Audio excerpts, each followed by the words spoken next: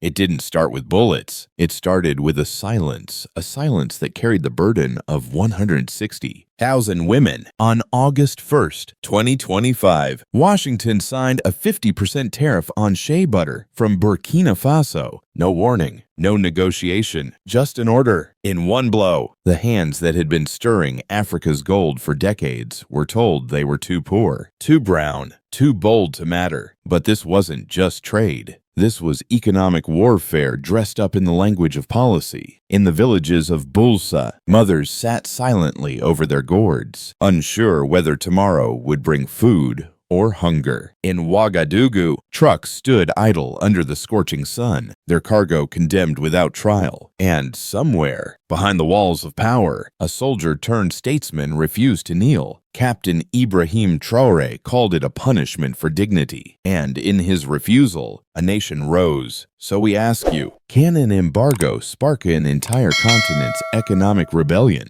Follow us, because this is not just another story. It is the future our ancestors dreamed of. Sign up and join us for an Africa that no longer bows. The day the butter stood still, it began with phones that didn't ring back, emails unread, orders frozen, and an eerie silence across trade channels once busy with life. In Bobo Dioulasso, the industrial heartbeat of Burkina Faso, truck drivers lounged listlessly beside their rigs, their cargo, dozens of barrels of unrefined shea butter, sweltering in the midday heat, going nowhere. For years, these barrels had moved like clockwork south toward Ghanaian ports or west to American distributors. But on this day, the rhythm stopped. Within 48 hours of Washington's tariff decree, haulage volumes plummeted by 32%. That wasn't just a number, it was a lifeline severed. Factories halted procurement. Export warehouses shut their gates. Cooperatives across Kaya, Toma, and Po held emergency meetings beneath neem trees, women sitting on low stools, their hands still stained with paste, waiting for answers that never came. Salamata Konate, a cooperative leader in Kaya, gathered 37 women in a mud brick courtyard. Her voice didn't shake, but it cracked in places. They think we are exporters, she said, but we are mothers. We are fighters. Around her, no one clapped. They simply nodded, eyes steady with something older than anger, memory. For more than 2 decades, shea had been the silent gold of Burkina Faso. It didn't roar like oil. It didn't glitter like diamonds, but it fed homes, sent daughters to school, and gave dignity to hands often ignored.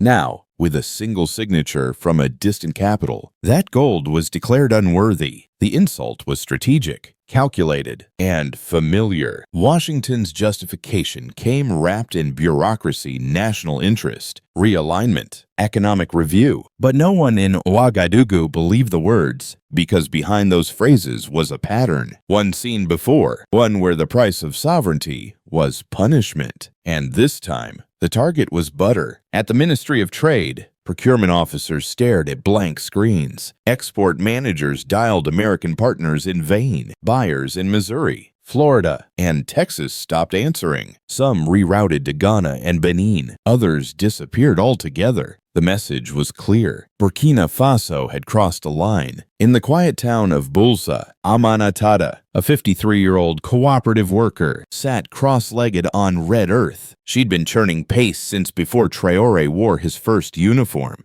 Now, her batch sat untouched in the sun. Maybe tomorrow, she whispered, but even she didn't believe it. The ripple reached across the Atlantic. In Chicago, Clarissa Woodson stared at an empty store shelf in her natural skincare shop. 3 months now, she murmured. No shea again. Customers noticed too. Products felt different. Creams clumped. Balms left greasy residue. Some asked questions. Others never returned. In Miami, a founder of a Black-owned skincare brand confessed she was sealing shipping boxes by hand to cut costs. Margins are gone, she said. If rent spikes again, we're finished. The pain was not just economic. It was personal. It was a betrayal cloaked in business. And through it all, there was silence. No press conference, no explanation, just withdrawal. Quiet, sharp, deliberate. But inside the presidential palace, silence was not surrender. Captain Ibrahim Traoré didn't pace. He planned. He did not appeal for mercy. He prepared for a pivot because this wasn't just a tariff. It was a test. Would Burkina Faso fold beneath pressure? Would the women who built an industry return to dependence? Or would someone rise? The pivot east. He did not flinch. He did not wait for the seat at the table that no longer welcomed him. Captain Ibrahim Traoré turned east. On the morning of August 2nd, just one day after the tariff struck, Traoré convened his top economic advisors inside the Presidential Council Hall. There was no panic, only purpose. He stood before a map, its western lines now blurred, its eastern corridors glowing with possibility. They will not break us by starving our people, he declared.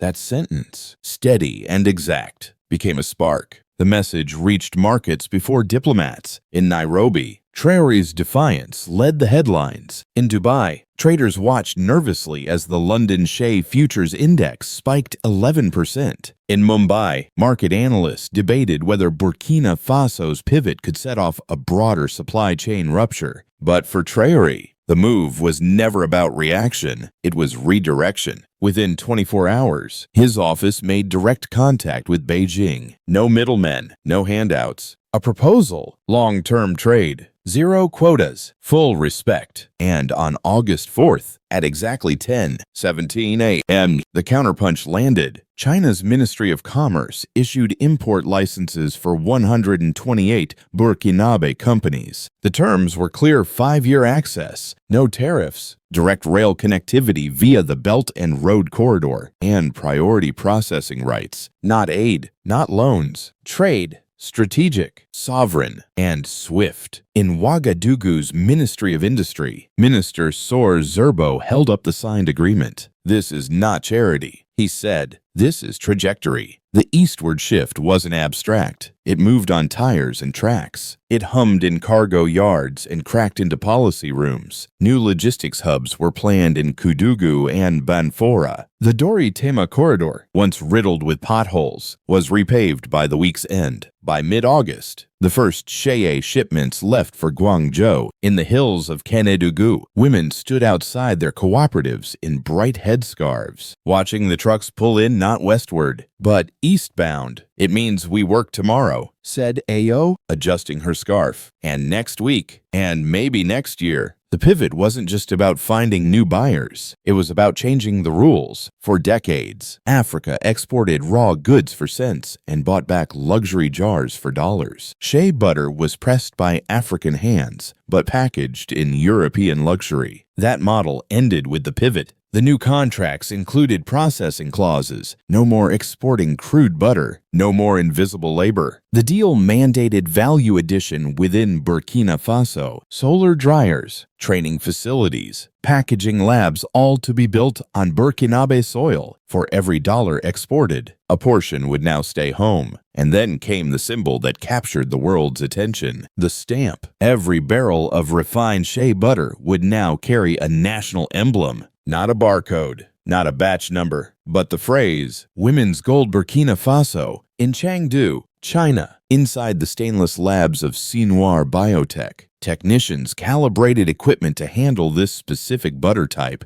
It wasn't Ghanaian, it wasn't Beninese, it was Burkinabe thicker, creamier, richer in fatty acids. It was different. And finally, it was respected. Western media scrambled to catch up. The Wall Street Journal ran a front-page headline, Captain Ibrahim latest news, from sanction to strategy. But back home, there were no parades. Traoré chaired midnight meetings, reviewing refinery blueprints, vetting contract enforcement clauses. He wasn't chasing victory. He was building durability, because the pivot was never about revenge. It was about refusal to remain predictable, dependent, exploitable. And as the first eastbound containers rolled out, Burkina Faso wasn't just exporting butter, it was exporting resolve, sovereignty in a jar. It began with a label, a simple stamp on a jar that once traveled the world in silence. Now, it spoke. Women's Gold Burkina Faso. For decades, African women cracked shea nuts beneath open skies. Their work was unseen, their labor underpriced,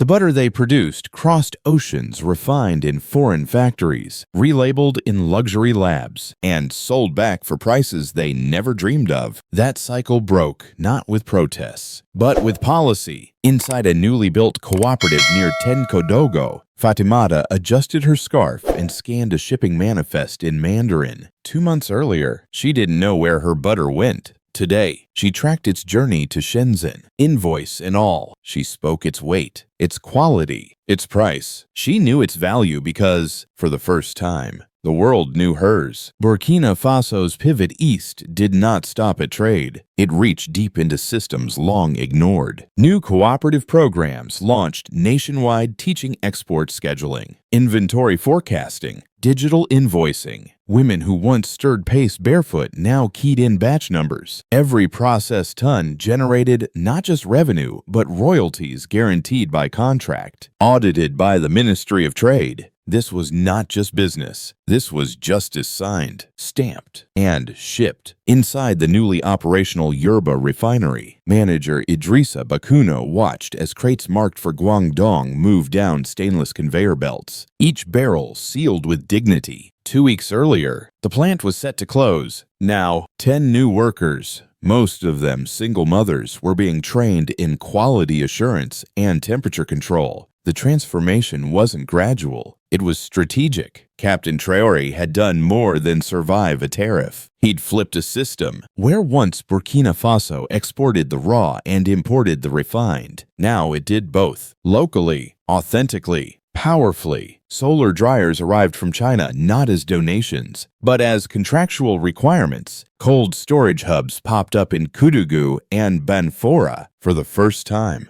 Smallholder cooperatives access tools once reserved for multinationals, and it showed. Product quality soared, consistency stabilized, delivery timeframes shrank, and with it, something deeper emerged: confidence. At a training workshop in Ouagadougou, Salamata Konate stood before 30 women and held up a sample jar. "This is not just butter," she said. "This is sovereignty in a jar." They clapped not for the product, but for the power it now carried across Africa. Radio hosts debated whether cocoa and palm oil could follow the Shea model. In Dar es Salaam, fashion shows premiered makeup lines labeled Shea for sovereignty. In Johannesburg, muralists painted women lifting barrels toward rising suns. The message wasn't whispered anymore. It was sung. This was no longer about substitution. This was identity reclaimed. Even the Ministry of Education took note. By September, schools introduced new modules on indigenous trade history. One assignment asked, "What does sovereignty smell like?" A 12-year-old girl wrote, "It smells like the butter my grandmother makes." The ripple traveled farther than trade routes. In Seoul, Korean beauty startups praised the creamy texture and clean ethics of Burkinabe Shea. In Tokyo, a luxury brand signed a direct sourcing deal bypassing European intermediaries. In Jakarta, Indonesia's Ministry of Trade held private meetings with Burkinabe delegates to discuss joint palm derivative refining. And through it all, Captain Traoré remained methodical. No headlines, no handshakes for the cameras, just contracts, just clauses. At one closed-door meeting in Addis Ababa, he said simply, "We are no longer your reserves. We are your rivals." And across the continent, that line echoed. So we ask you, if you believe this is what Africa needed all along, say amen in the comments below. Because this isn't about butter. It's about breaking the silence of centuries, one jar at a time. And when dignity goes to market, it started as a whisper, then a customer review, then a return jar, then a question that echoed across the beauty aisles of America. What happened to the Shea? In Illinois and Georgia, cosmetic laboratories scrambled. Their premium creams, once buttery smooth, now felt greasy or thin. Formulas were reformulated, labels tweaked, origins obscured. Ghanaian stock was rushed in. Synthetic substitutes stirred into place, but nothing matched the thick, golden balance of Burkinabe Shea. Consumers noticed. In Denver, a mid-tier beauty brand received a wave of complaints. Feels different. Doesn't absorb. What's going on? One review put it plainly. This isn't real Shea. Boutique owners from Brooklyn to Los Angeles echoed the pain. Clarissa Woodson,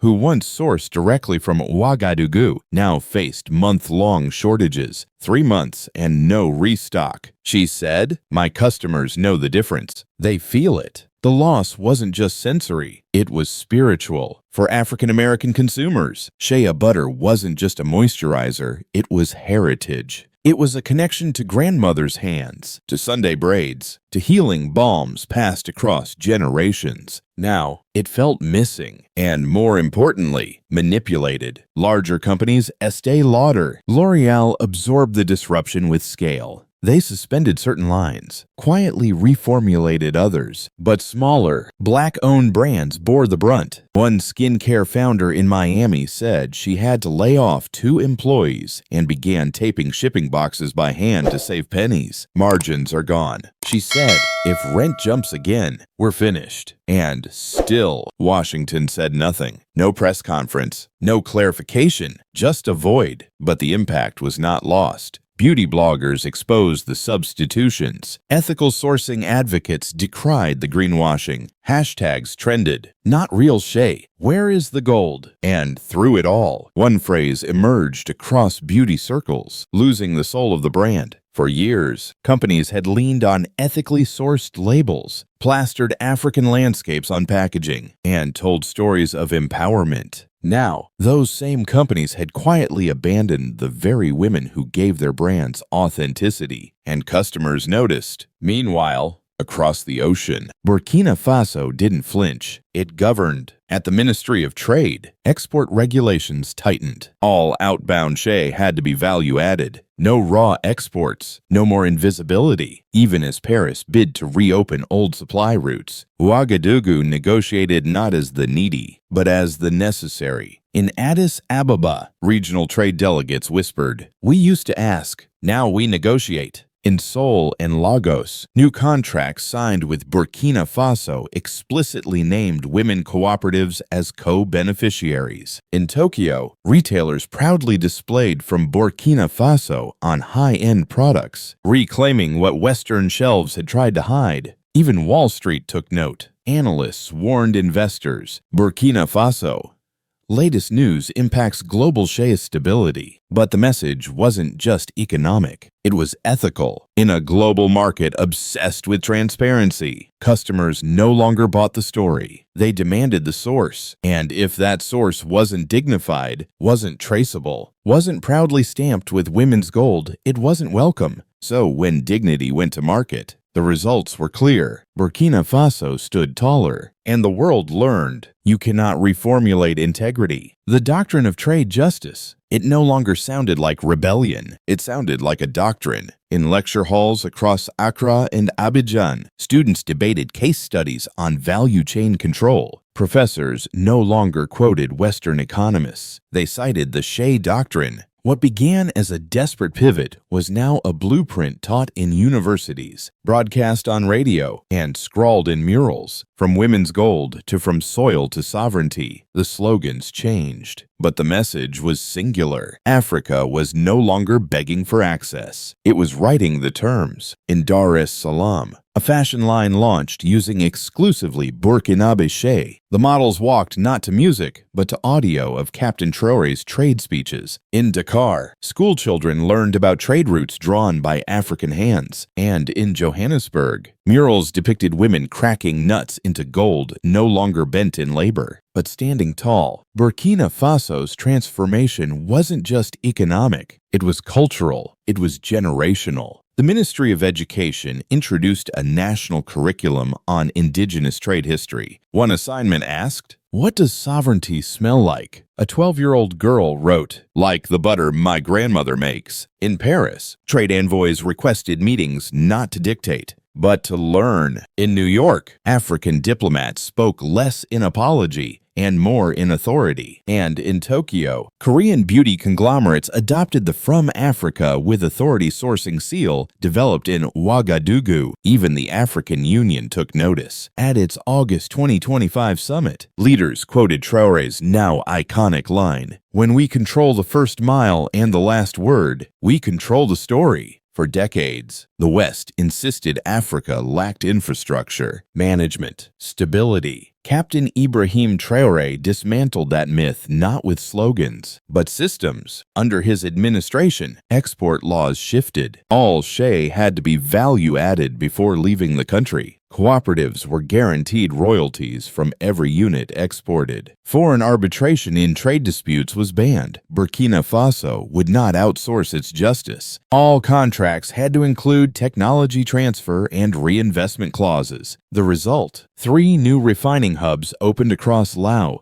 Kédougou, and Banfora. Internal logistics delays dropped 40%. Rural cooperatives got digital invoicing for the first time. Payments arrived within 72 hours. But perhaps the most powerful shift was psychological. In Addis Ababa, one West African envoy whispered, "We used to ask, now we negotiate." And the room nodded. At the UN Economic Commission for Africa, Burkina Faso tabled a motion to classify shea as a strategic soft commodity. 15 nations supported it. In Nairobi, women's cooperatives from Kenya and Uganda petitioned for similar protections on hibiscus and sesame. The shea doctrine was spreading, not as imitation but as invitation, to treat Africa not as a donor project, but a designer of systems, not as the recipient of value, but the source of it. And still, Captain Traoré did not gloat. While news anchors in London and Lagos ran headlines like Captain Ibrahim Latest News, Africa's new architect, he remained in his office, reviewing contracts, auditing trade corridors, and correcting shipping routes. He hadn't just saved an industry. He had weaponized it with policy, with culture, with pride. The result wasn't protest.